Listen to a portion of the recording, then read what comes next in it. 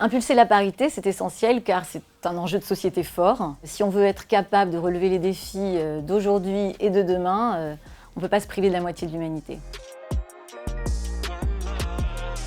Plus on est divers, plus on est agile, et donc ça veut dire plus d'innovation et donc plus de croissance. Le Cercle Montesquieu rassemble 400 directeurs et directrices juridiques. Il a été pionnier dans les questions de management au féminin. Il a créé notamment il y a 7 ans une commission particulièrement dédiée aux femmes qui s'appelle la commission directeur juridique au féminin, DJ au féminin.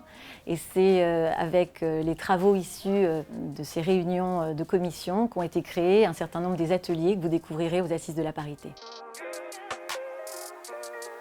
Je crois beaucoup à la formation et à la pédagogie, notamment pour déjouer les stéréotypes de genre.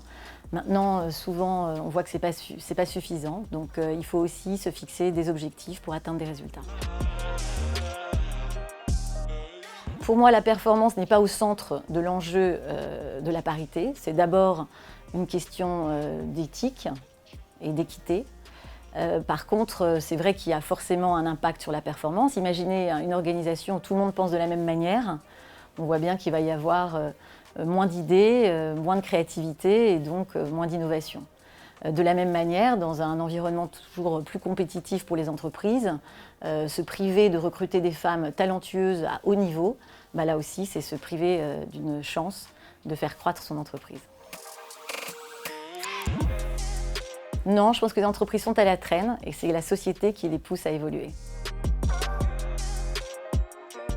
Il nous semblait naturel de conclure ce partenariat avec l'International Women Forum, particulièrement à un moment où on voit que les droits des femmes du fait de la pandémie sont remis en cause. Par ailleurs, il nous semblait utile de pouvoir apporter notre regard et notre expertise de directrice juridique.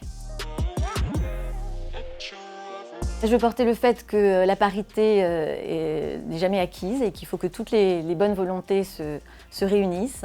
Et dire aux femmes aussi qu'elles doivent être solidaires entre elles et qu'elles doivent travailler aussi pour déjouer les limitations que parfois elles se fixent elles-mêmes. Participer aux Assises de la parité, c'est le 6 mai et il y aura des tables rondes et des ateliers auxquels on a contribué qui seront très intéressants.